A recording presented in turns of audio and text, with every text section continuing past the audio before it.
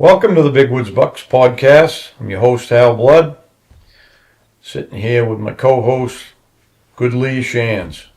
Good afternoon. Yeah, it's afternoon, all right. We're getting into the summer weather a little bit. It's just after Memorial. So anyway, our guest today is Bob Howe from Pleasant Ridge, Maine. If you don't know where it is, it's across the river from Bingham. Get that pretty accurate. It's up on the hill. And Bob owns Pine Grove Lodge, and he also has, as part of it, he does a Pine Grove program for the veterans. And so we're going to talk to him a little bit about that, but also what he's doing is keep getting the veterans in the woods for various hunts, from rabbits to deer and everything in between, right? A lot of different things. Fishing, ice fishing, and fishing in the summer. Yep. Yeah, he's doing a wonderful thing for the vets here. So anyways, Bob, tell us how you got started in that. I remember when you bought the lodge. Yeah, I bought the lodge 28 years ago. 28, yeah. And I was taking veterans back in 76. I worked at Scott Paper Company then and got done. And I worked at Scott, and it wasn't a program. It was we would just take guys that wanted to go. Oh. And it just grew and grew, and it was no program. It was just me taking, and other friends of mine would say, hey, let's bring so-and-so. He can't get out. And we'd go to China Lake and go fishing from shore and bring a carload of vets, and we'd go sit on the rocks, catch some perch, and that kind of thing. Yeah. But then after I bought the lodge, I had an empty cabin. I said, I might as well fill that with a veteran, policeman, fireman, first responder. And so that's what we did. I had to talk my wife into it. Of course. Because without them, you just can't do it. Yeah. You need to have that kind of help. Yeah. So that's what we did. And then it just grew and grew and grew. Now we're over 400 people a year. We take hunting and fishing for free. Yeah. And they come and stay, and it's all different kinds of events that we put on. We might do a shed hunting event. We might do a gold panning. I just came back from Lake Champlain. We have a derby there every year. And these guys are pre-Vietnam. They were in Nam for 3 to 4 years before we declared a war with Vietnam. Oh, no kidding. And they're in their 80s and 85s. And they go to a place called Josh's house. And they go there to have dinner every Thursday night. One of them guys came deer hunting with me. And he told me about it. And I said, hey, I'll tell you what I'll do. I'll bring a whole bunch of boats over there and bring all those guys fishing if you can put them together. He said, really? And I said, yeah. So he went back home. He got 10 guys. He said, I got 10 guys that want to go. So we went over with 5 boats, and we call it the Tin Boat Derby. And I buy trophies for the first, second, and third place. And Kyle Scanlon, you guys know Kyle. Yeah. We stay at his house, and Kyle uses his boat, and Jeff Liskowacki, and Andy Collar, and Wyatt, and we all go with a boat, bring those guys fishing for the day. And we catch lake trout, anywhere from 6 to 15 pounds. And they have one heck of a time. Yeah. And we have trophies for them. And so this year was the second year we've been, and they're already planning to go next year, but we lost one guy, and it was a sad thing. This guy was a tough character. He jumped out of a helicopter in Laos at 400 feet at night, one shoot, and he spent a year in country with no signatures on his suit, just behind. He saved 19 men, prisoners of war.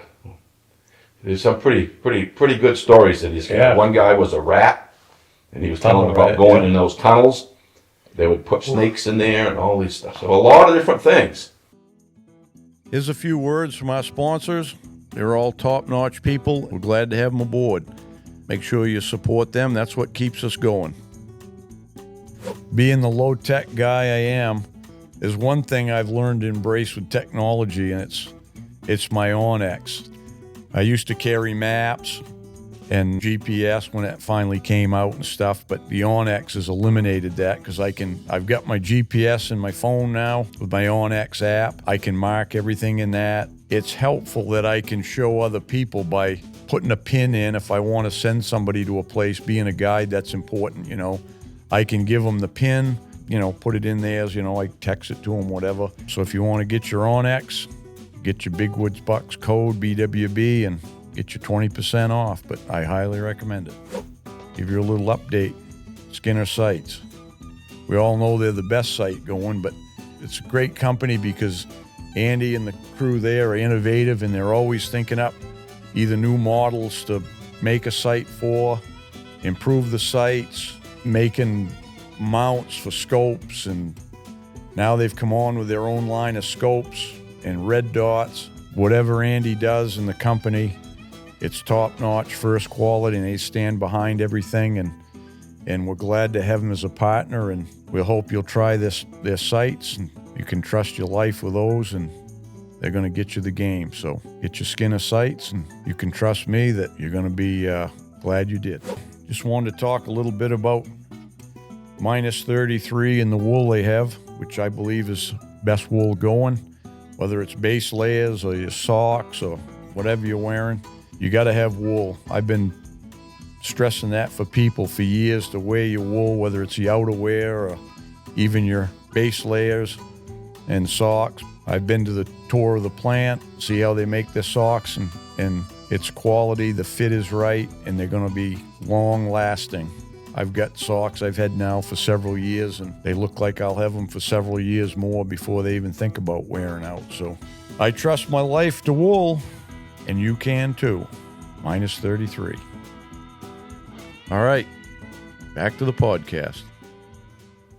And we bring them fishing every year. And then we went to New York City and taught the firemen that responded to 9/11 to fly fish in their firehouses in Manhattan, and then brought them up for a week of fly fishing, and then did another one, different firehouses and different police stations, and as well as taking people from around here. We mixed the parties. Yeah.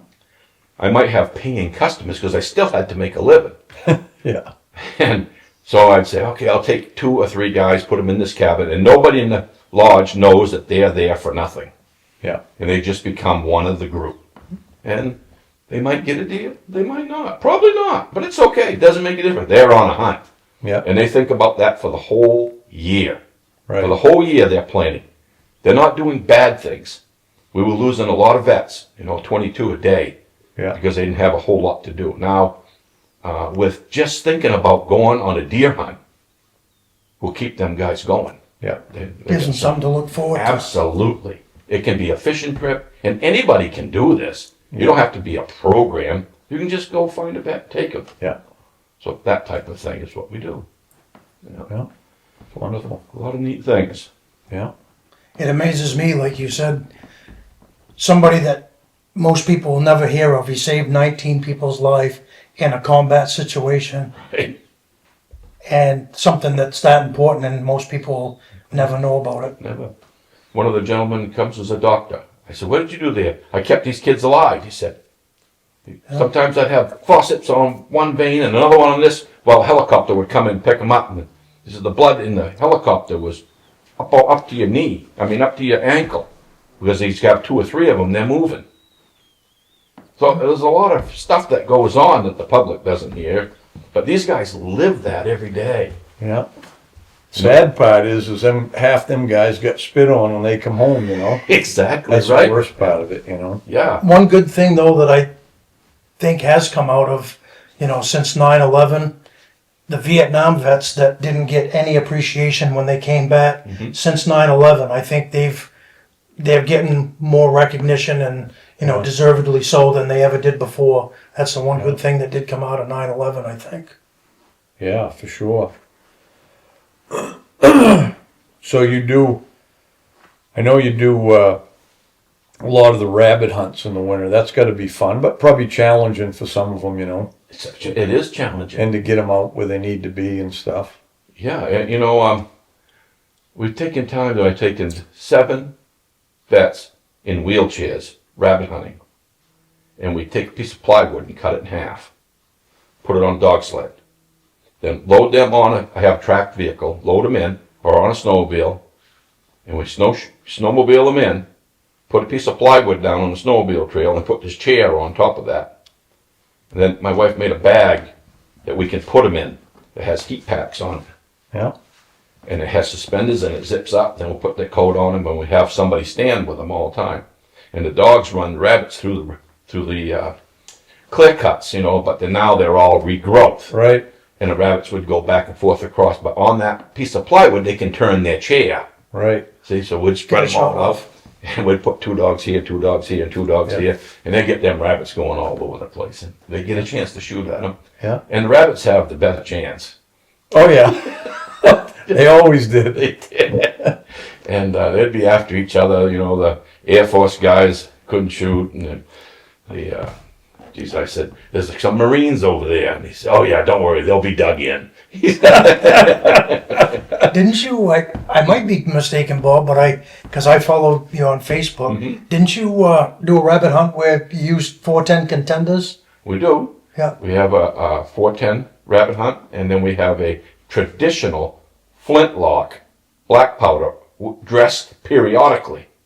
So they all come dressed in buckskins and hats and stuff, and Jeremiah Johnson. Yeah, they all have flintlocks, and they have a heck of a time doing that. Is that on bare ground? No, on snow. On snow? Yeah, they're on snowshoes, and a Yeah. lot of the ancient ones. That Yeah. group. Vance Brown was a friend of mine, and he was involved in that, and I joined them and started doing that. So that was sort of different. Yeah. Yeah. You know, you just have to enjoy the winter here in Maine. You have to find a reason to be out and having a good time. Right. We'll have a cookout and all that kind of things. We always cooking something, and I bake a big piece of copper, and I bring some firewood, and we have a big bonfire right there, and so people can warm up and have lunch. Hi, Hal here, host of the Big Woods Bucks podcast. We're excited to announce our partnership with the most respected and recognized land company in the Northeast, Christmas and Associates Land Company. Owners Dan and Mark Christmas are 2 upstate New York natives with deep roots in the Adirondacks and Tug Hill Plateau, as well as 2 of the most passionate big woods hunters you'll meet. Whether it's newly constructed camp surrounded by state wilderness or family getaway, their team of experienced land guides are the best at matching folks with the perfect land track at an affordable price. They even provide financing. Christmas Land Guides will provide full land tours using ATVs, snowmobiles, and even snowshoes so that you can scout every acre. Christmas Land and Camp staff also help you construct the camp you've always dreamed of using our in-the-house master builders. For over 35 years, no one in New York State has provided more big buck properties and family hunting camps to hundreds of folks who love the woods than Christmas and Associates Land Company. Dan and Mark and the whole company remain dedicated to wise land conservation and treating everyone they meet like family. Always available 7 days per week unless there's fresh tracking snow. Call 800-229-7843 or visit Land and Camps on Facebook or go to landandcamps.com. I'm sure too, because I've seen them.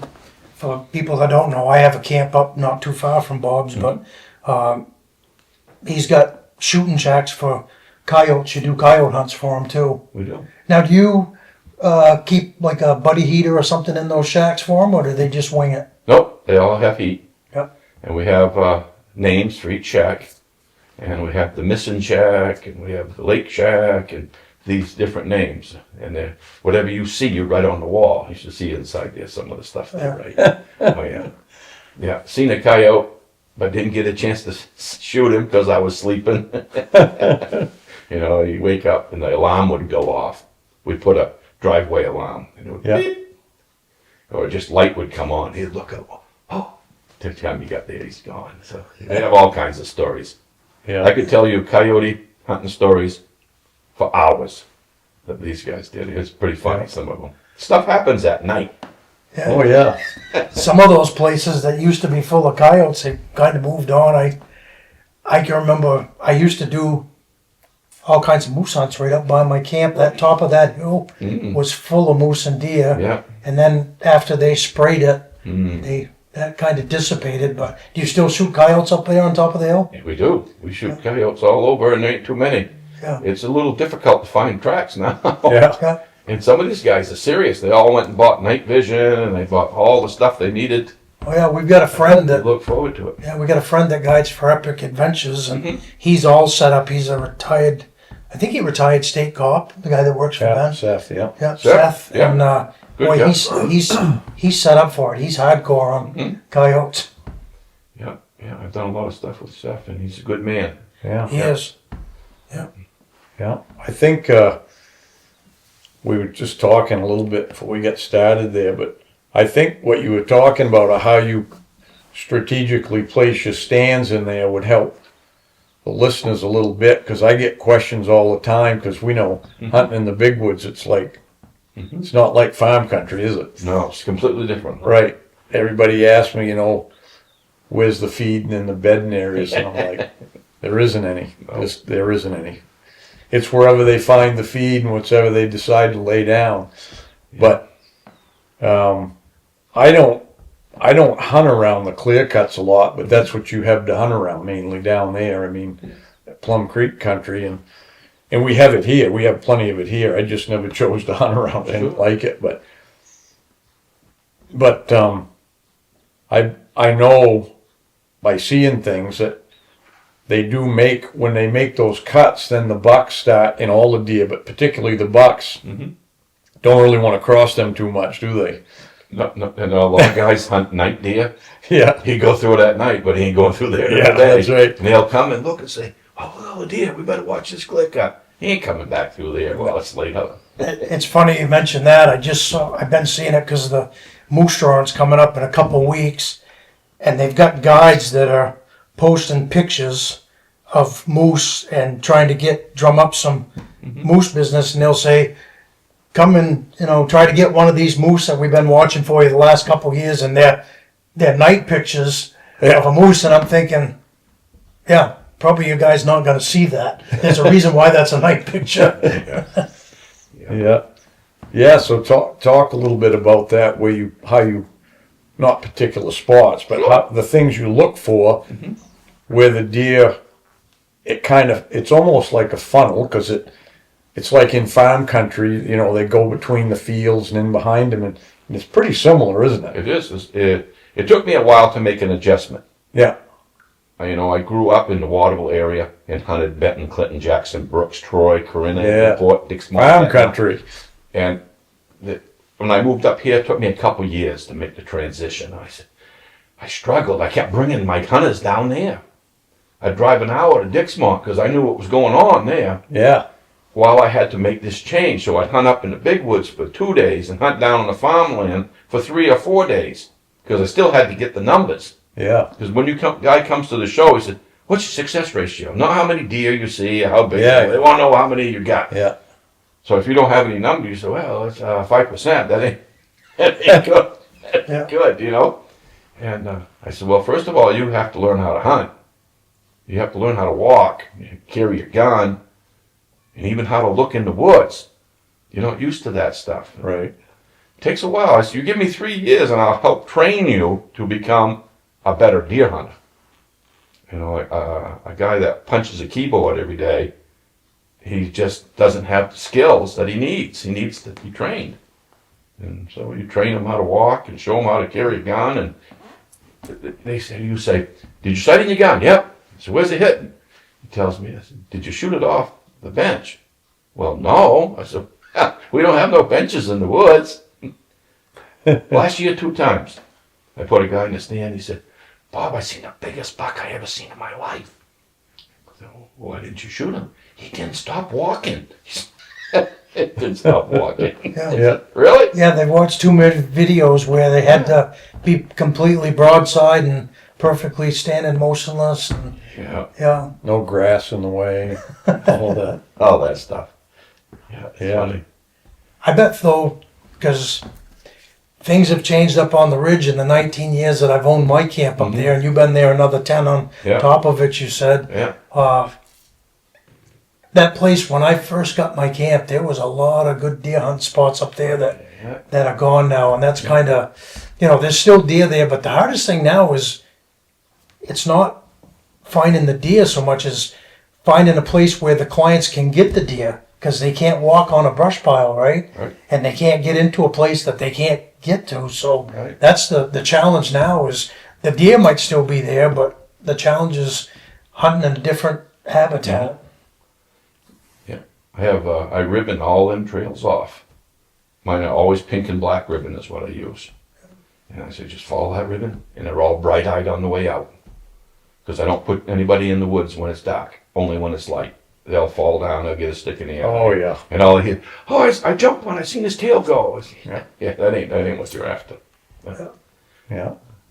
So, So would you say because they have to leave, or they're supposed to leave buffer strips around the streams, ponds and all that, and that's kind of more where the deer are traveling now on their normal paths, not in the open cuts.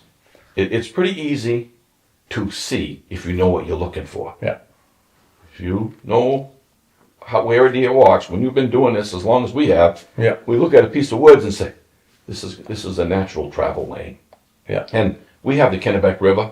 Deer have been traveling that since the beginning of time. Right? Sure. I mean, and that's the only place there's any oak, is on that riverbank. And deer go there to feed. And on tops of them mountains full of oak trees and stuff. And yeah. so you'll go some places that had completely pawed. There ain't a damn acorn anywhere. They'll be potted up at night. Yeah. Yeah, they come in there, paw. Yeah. That's just about the end of it. They go, Yep. you see oak trees up to Caratonk, Yeah, not even very many in the forks, but yeah. Caratonk seems to be about the last place that you find many of them. They follow the river all the way to the forks, but they're right along the river, right? Exactly. Yeah. Yeah. So I And put that's- stands in by night that I put my hunters in by boat.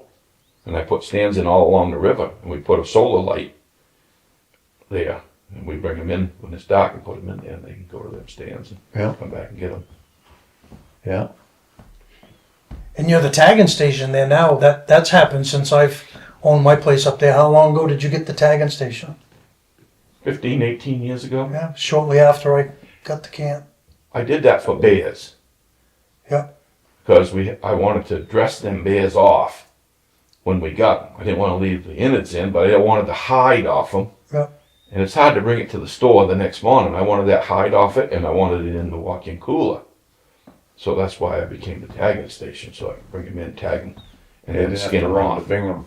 They had to eat a darn thing, so I wanted Yeah. it taken care of properly. What's your biggest buck that you've tagged over there since you've had the tagging station? Oh, I don't weigh them all. I tell the guys when they come, I says, once you weigh it, you can't tell the story no more. Yeah. If I don't weigh it, you can put whatever weight you want on it. It don't make no difference to me. And we shot one back 5, 7 years, maybe 8 years ago. Ralph was his name, 271. Yeah. And that's a big That's a deal. good deal. Yeah. Yeah. Couple 240s, like that. Yeah. I bring that up because, it's probably been a month or so ago now. I don't remember exactly, but I did a throwback Thursday on the Hinckley buck, and everybody thinks the Hinckley buck came from Bingham, but it came up. It was probably in Concord, but maybe Pleasant Ridge, but it was right on the line there up on Fletcher Mountain. And for people that don't know, that's the main state record. But yeah, deer over 300 pounds, and you don't find those in too many places. No. But I've noticed, even when I first got my camps up there, but definitely now, it's hard to go up that bluff road and find a piece of land up there that's not posted. I think they must have been getting infiltrated with people that thought they were going to kill the Hinckley buck, because that's a dirt road out in the middle of, well, it's got some tar on it now, I guess, but out in the middle of nowhere, and every piece of property up there is posted all the way up through. You know, posted land is good and bad. Right? It allows deer to grow where nobody's going to shoot at them, bother them, and they don't stay there. Right. They're off moving. And that buck that might live there all season, he's over on Pleasant Ridge chasing those does around. Yeah. Sure as heck. Yeah. So we have places there that the guy moved in from Massachusetts, New York, and New Jersey, posted it all, and he keeps shooting these little bucks. But that bigger buck, he's gone. He's some other place chasing does. Yeah. And that's what we look for. I'm looking for those places, those bigger deer that travel. to come and look for those pods of does. Yeah, most people don't understand how big of a territory a big buck has, and the older they get, the bigger it gets. Yeah, absolutely. And they don't understand it. They think they know there's a buck living. I have guys all the time say, "Yeah, there's a big one living up on that ridge, like he stays there." And I'm like, he ain't living there. He passes through there. Exactly. Once in a while, he'll be through there. But it's hard if people not used to hunting up in the big woods. It's hard for them to get that concept. And like you said with the travel corridors, they actually move when they clear cut. That's what changes the woods the most for the deer is the clear cuts, because if they select cut, it's really, they'll still go the same ways pretty much, and if it's too open, they might do it more at night. But the clear cuts will change like their whole movement pattern. They'll switch off and go out around certain areas to keep in that cover, especially them big bucks, I remember a lot of times finding where you've probably seen it up there over the years, they build a new road in. They build a road across a pretty good crossing where bucks cross, and they'll start going out around the end of the road to get there, right? Absolutely. Yeah. Absolutely. Yeah. I tell that to all the guys want to ride around the trucks and look for a track. Well, good luck. Yeah. You don't see a lot of them tracks, big ones crossing the roads. Yeah. One of the things you touched on was, I can remember when I was a kid, it's an old wives' tale, but people wouldn't understand it. That was a swamp buck, or that was a mountain buck, or whatever. It's like, well, there's a pretty good chance he was on the mountain maybe in the morning and down in the swamp at night or whatever, but he wasn't living in one place or the other. Yeah. But those things are passed down until people experience it. They don't know any different. They read it somewhere, or their grandfather or their father told them, so they think it's gospel until they found out different. That's what I call them. I call them old grandpa tales, because my grandfather told me this or that. I mean, I've heard some of the ones I've heard. I just look at the people and I go, "You really believe that?" Like you have a guy say, "Yeah, my grandfather said a buck will always travel in a clockwise circle," and then maybe a year later, a different guy says, "My grandfather told me bucks always travel in a counterclockwise circle." Mm-hmm. So it just gets passed on and they believe it. Had another one come up this weekend, and when I'm doing my deer clinics now, so I get a lot of the questions in, and I'm glad they ask them, because they have this stuff in their mind that they believe because somebody told them that they believed, But one of the biggest ones is that the buck droppings are in clumps and the does are in pellets. And I'm like, really? I said, now you think about that. I said, what happens if you eat a pretty good diet of salad or something and fruit? When you go to the bathroom, it's a little different than if you had some meat and potatoes, huh? Yeah, they go, oh, it's... A lot of it's the anatomy. They don't think about the anatomy of the deer itself and that type of stuff. Yeah, it's crazy, a lot of the stuff, but that's why we got to teach them, right? Exactly.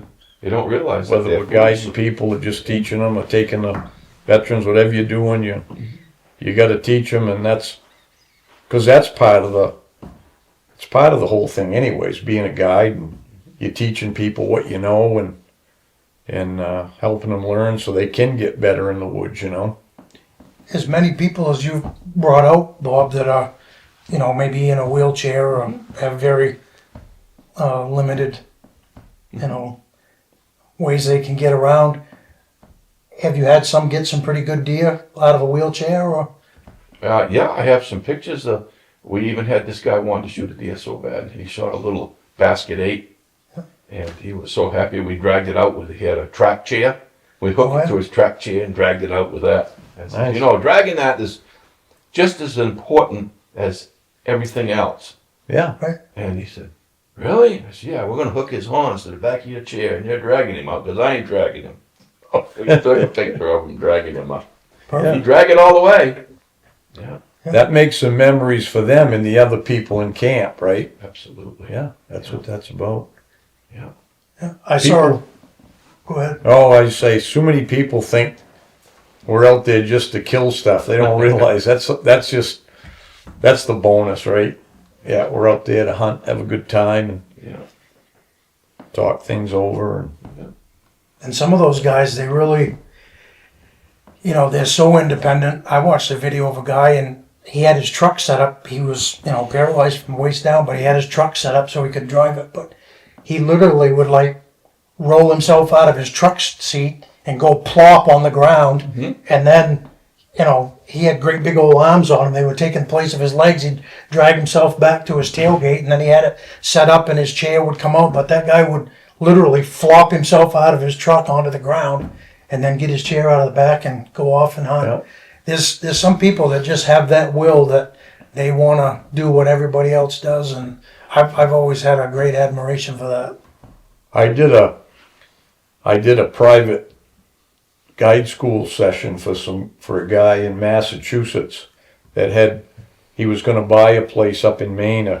He wanted to buy a sporting camp, or something, and get his son into it and his family, and they had a couple other friends. He wanted them all to get guides license. So I went down and taught him, and one of them was this guy that was he'd had a 4-wheeler accident. He was paralyzed. He didn't have the use of his waist or anything, and he wanted to get his guide's license, and he got it. He was the first, what do you call him, paraplegic Yeah. guide in the state of Maine, Yeah. and he was a non-resident. Nice. But the guy was capable. Same thing. He'd get out of his truck, get in the back, get on his 4-wheeler, he could do it all by himself. Yeah.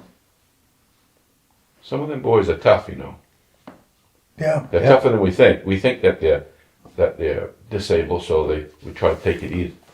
Some of them are pretty tough. Yeah. We have these not track chairs, a Renegade chair. It's a 10-speed wheelchair that you pump with your hands.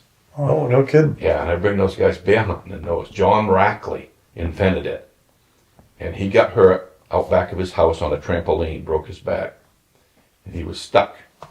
He went to the dump and got bike parts and made this thing.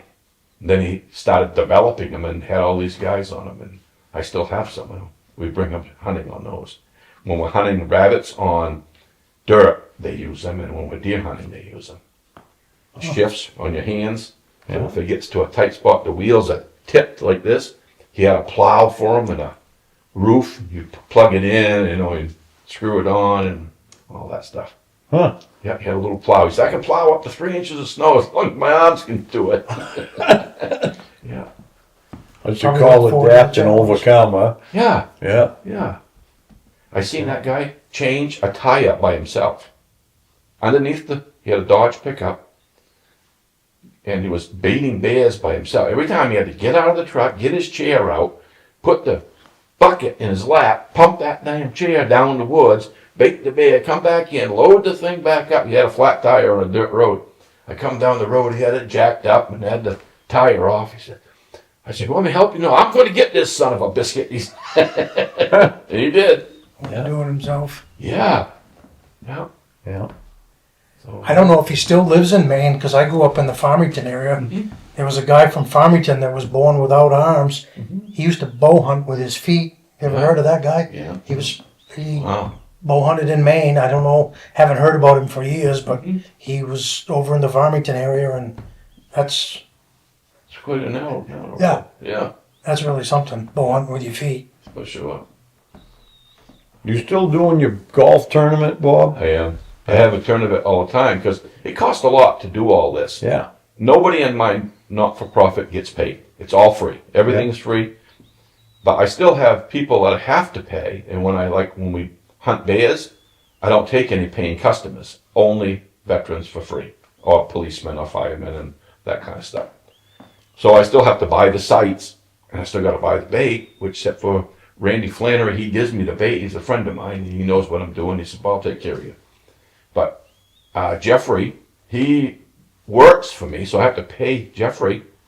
And then his wife works for us doing all the cooking and dishes and cleaning and making the beds and all that. So we have expenses, just that anybody on the board, I have General Tim Corbett as my president, and Andy Collar, and Paul Violette. They all work for free, but they're all on my board. Yeah. And nobody gets paid. So you do fundraisers. I do. Yeah. And that golf tournament is one. Yep. And then I have a Sportsman's Challenge coming right up June 28th. Yeah. And I just started it 2 years ago. And it's a challenge for sportsmen to come and see who's the best sportsman in the state. That's over in Palmyra, right? I've Yes. seen that. And Mike Dugas, who owns the golf course, has been a sponsor of the program for 18 years. And Mike and Seth Edwards decided that we should do this, and they took it upon themselves to help me do this. I couldn't do it. I just can't be everywhere. Right. Oh, no. And we said, well, let's do that. Let's see. So we have a long bow shoot, an axe and knife throw, a gun shoot, ice fishing traps, spin cast, bait cast, fly cast. You get 10 points for each thing. And say we were fly casting. I have a small cup, a medium one, and a bigger one, and you get 3 tries to practice. Then you get 3 tries. And your best score, you get that score. So say you had a 5, you got it in the middle. Then you go to the next thing, and it's all scored. Whoever gets the best score out of the 10 things, that's who wins. Yeah. Then we have a baked bean cook-off, an apple pie cook-off, and different speakers come, and all that kind of stuff. It's a one-day event, though. The Pittsfield police come, block off the bridge, and we have 50 fishing poles for the kids, and it's for the length of the fish. Then we have trophies and prizes for them kids and all that stuff. So, Nice. and we have it. That's for kids, women, and men. We have a category for each one. Yeah. So it's sort of fun, Yeah. and you get a lot of people in the area that would look forward to it. What about for people that don't know, Bob? We haven't discussed your snowshoe business, and I guess I don't know for sure, but do you have like wounded vets that they might not want to hunt, but do you have some that want to build their own snowshoes? Do they participate in that? Or? Well, this is a long story, but I did, a long time ago, I went to Togus and taught 16 100% disabled vets how to tie snowshoes at Togus. And we had people in chairs, women with missing limbs, even a blind guy that would come to that school. And we spent all summer, myself, my wife, and David Jambertruzzi, going to Togus teaching these guys once a week. And it took the whole summer. And then so some of them, they would tie for me, but they would just I'd give you a frame and the stuff, and I say, you go tie those, and when you're done, you let me know, and I'll come back and pay you for them. So some of them could tie better than others, and some of them couldn't. Some of it's hard to tie when you're blind. It takes a long time. Mm. You have to feel it and pull it around, hold it with your mouth, and with a person with one limb. So I had a bunch of them. Then I had women with kids with Down syndrome that would tie my swags. Those are the pieces, snowshoes, that we used to make the frame. And we would give them little snowshoes and the material and send them home, and they would tie them themselves and then bring them back. Because with those children, they couldn't go and get a job. Right. They had to stay home with them. It was, that care took so much to do. It cost so much. So that's how they made their living. So I haven't made snowshoes in a year. I'm having a hard time to get ash. Right. You told me that. Yeah, and my friend Tom Sands that worked at the prison, that's where I had them made. Oh yeah. He retired, and we sort of fizzled. So now we're looking for somebody else to help us do this, because I can't be everywhere. Right. Just can't do it. It's just so much involved. yeah. We have a whole line of I don't know how you do what you do, Bob, tell you the truth. Oh my God. I don't know how you do it. We make it, that whole story about snowshoes is really pretty cool. Yeah. How it all happened. See, we're a Christian-based operation. Right. God drives the bus. Right. And we have to give him all the credit, because none of this would ever happen without him. Right. Sometimes I'd say, where the heck am I going to get the money to do this? Yeah. It would show up every single time. Not one time has it not. Yeah. So they can say whatever they want, but you want to get right with a big guy. Well, so as long as them emerald ash borers don't kill all the ash in Maine, you'll probably end up with some of that too. What? Is that what's kept you from getting the ash though? It has, and we had him made in the prison, and now that administration has gone, and that has sort of dropped off. Now, we used to make them all at the lodge, but when I taught the prisoners to make snowshoes, that's what I did.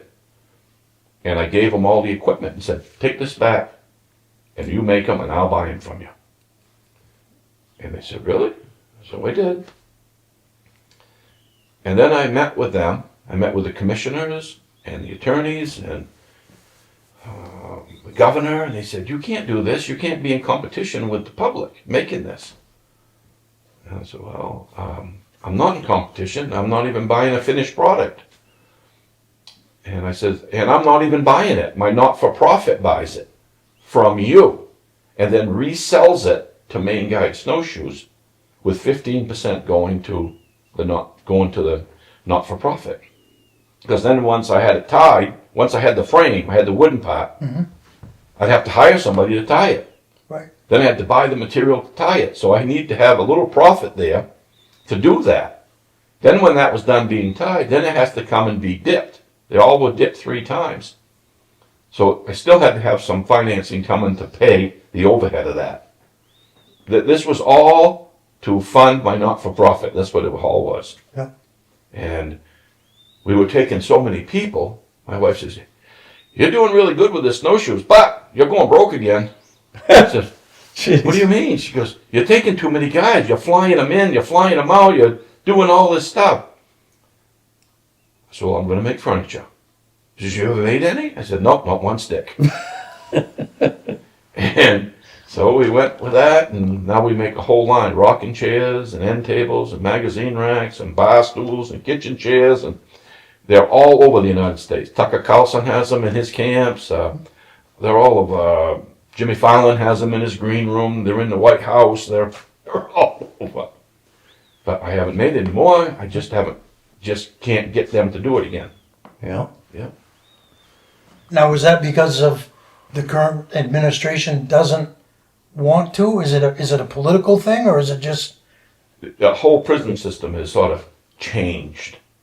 Yeah. Where I was, and the guy that's where I was a minimum security prison. Yeah. And these were all guys leaving. So they were there for 2 to 3 years to get ready to go back to society. Well, now they can get jobs away from there. So they just go and work, come back and stay. So we've lost. Well, we used to have 14 guys there work full time. And now there's maybe 2. It's just not the same. It's a different setup. So we're looking at making these snowshoes out of carbon fiber now. And we're working with a carbon fiber company to make them. And that's a whole new thing. Yeah. Because those things are slippery. Well, that and everything. I know some old time rabbit hunters like Yeah. the metal framed ones now, because they're light and they have those really easy to strap on bindings and you can practically run in them.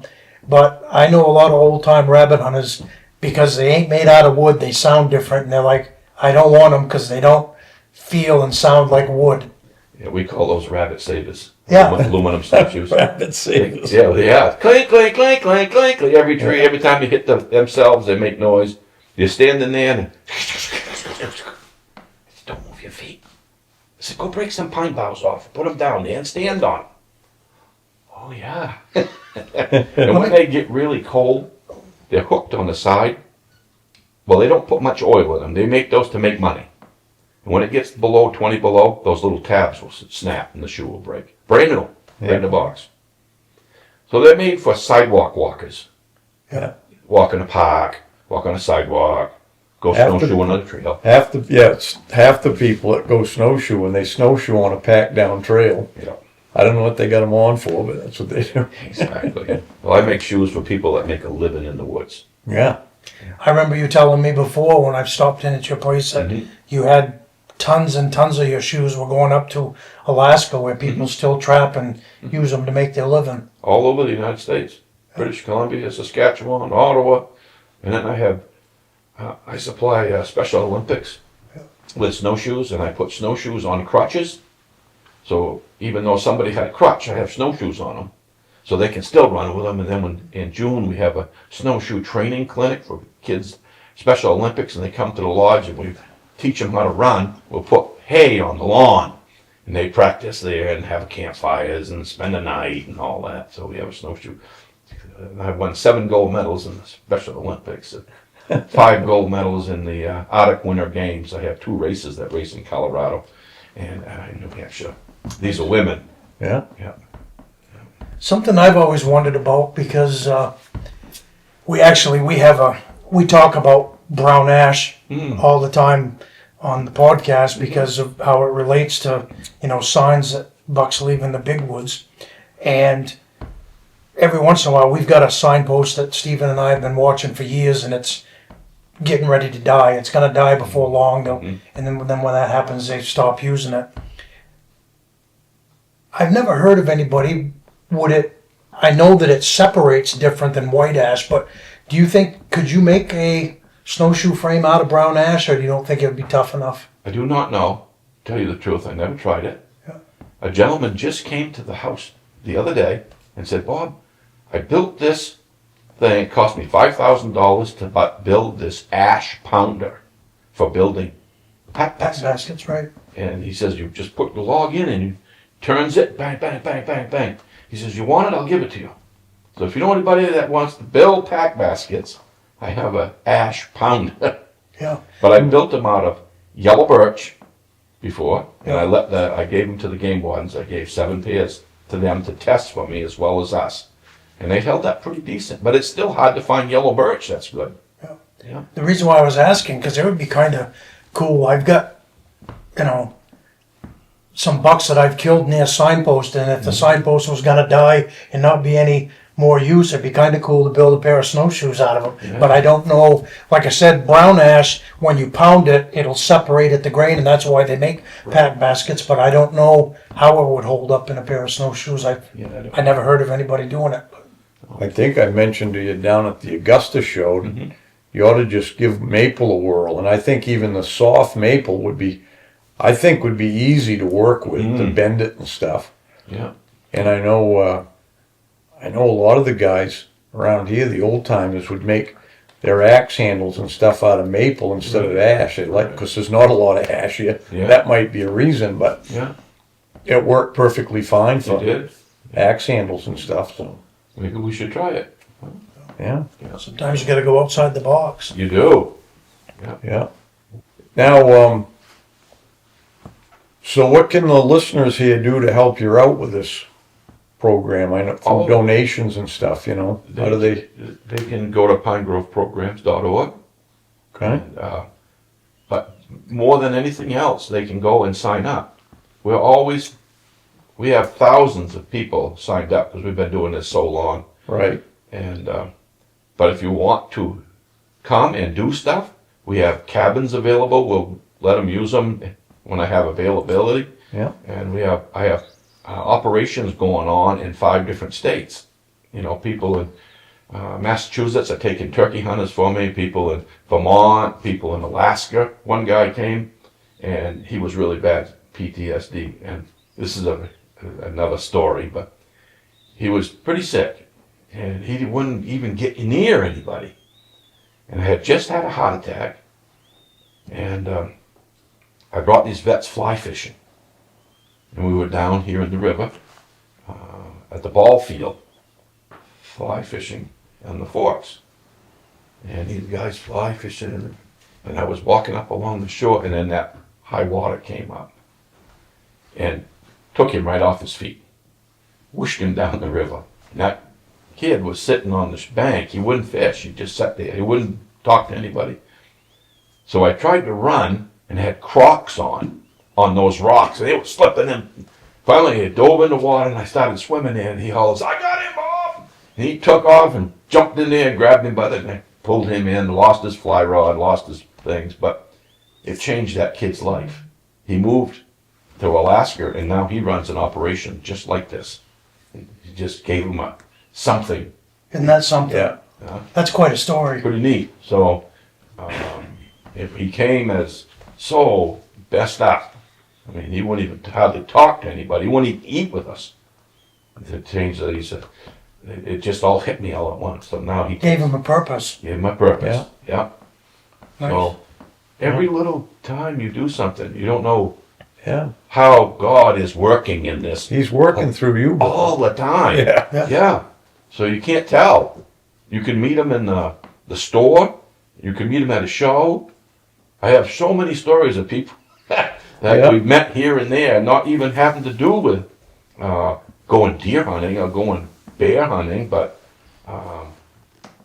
so many different things. So even though you've got all these people you're working with, you still want more to sign up.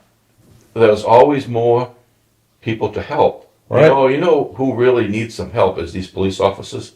Yeah. They are in such situations.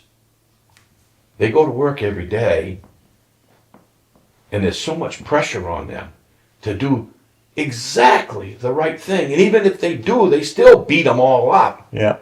And then they got to go home to their children. And they just left a situation that was life-threatening.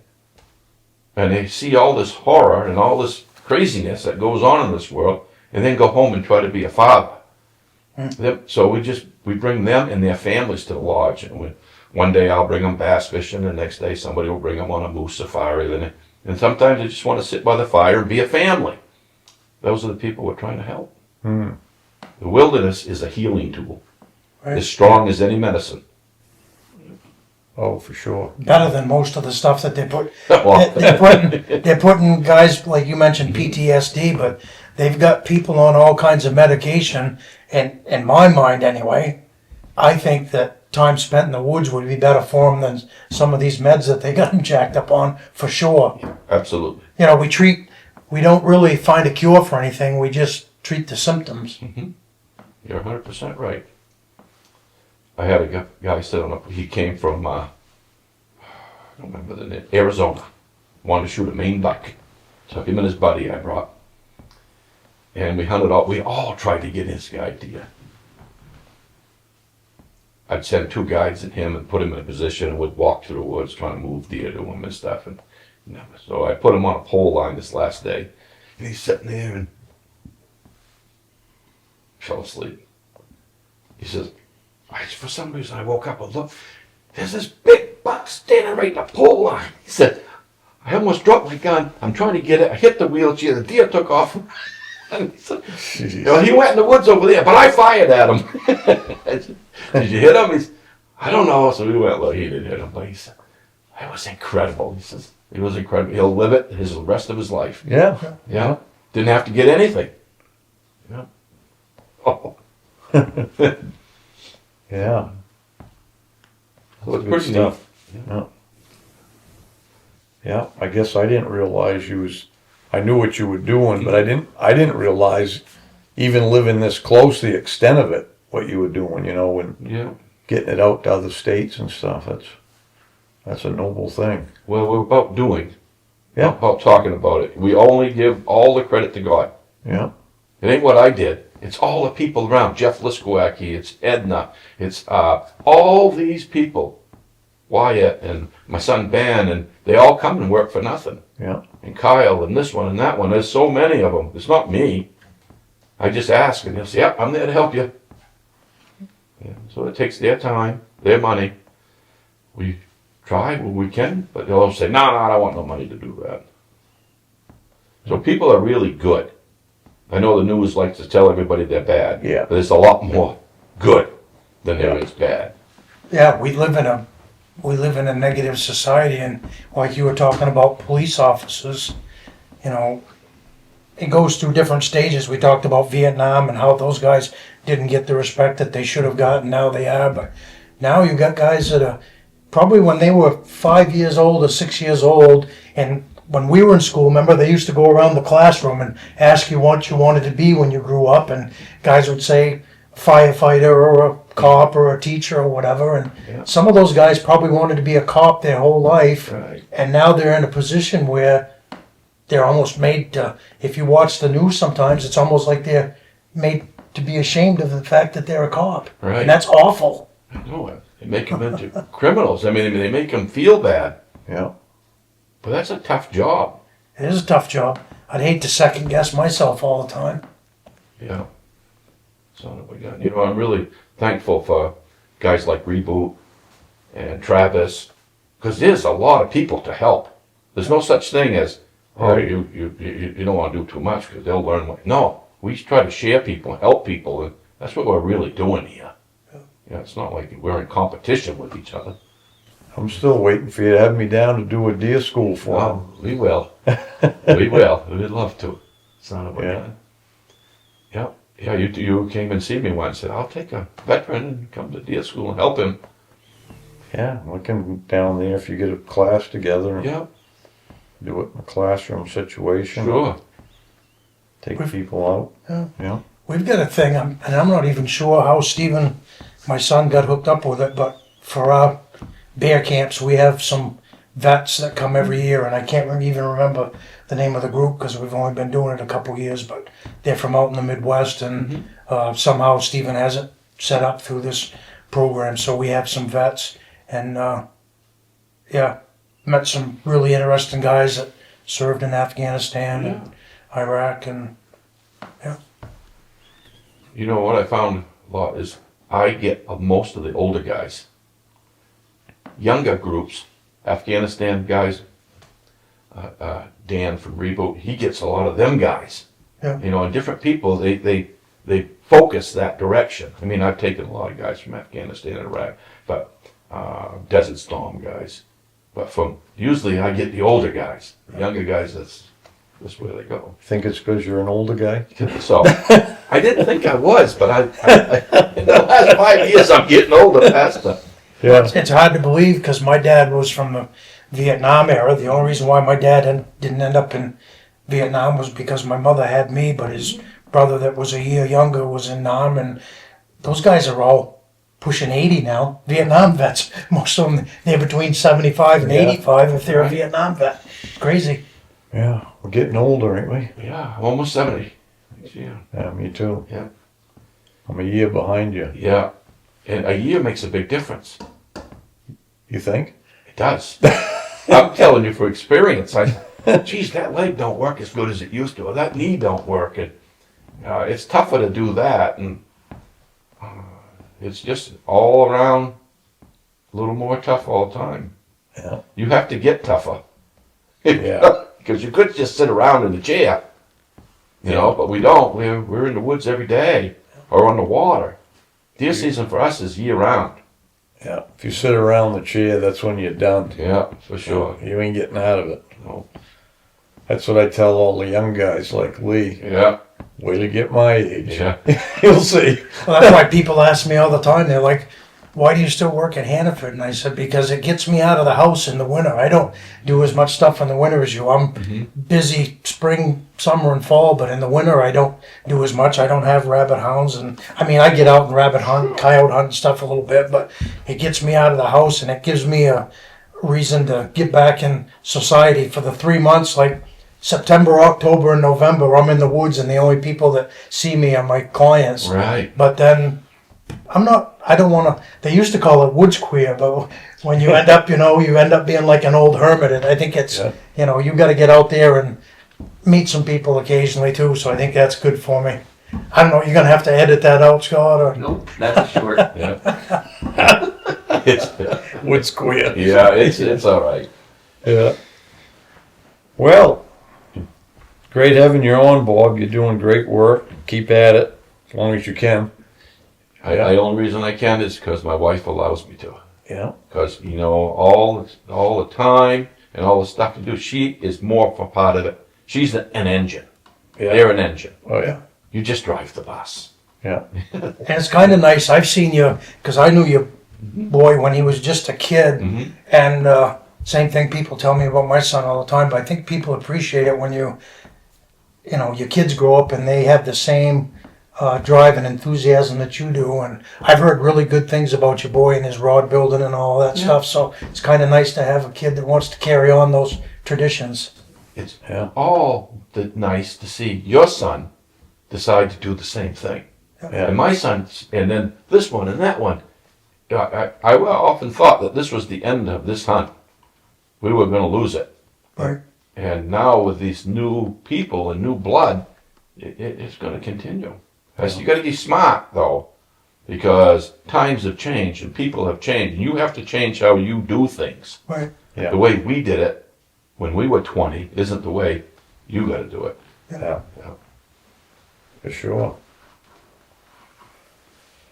Well, all right, let's wrap it up. Thanks everybody for tuning in, and hope you support our sponsors. That's what keeps us alive here. And if you like it, hit the subscribe and ding the bell for notifications. How do I do that this time, Lee? Pretty good. Perfect. All right. Till next time. Good luck on the trail.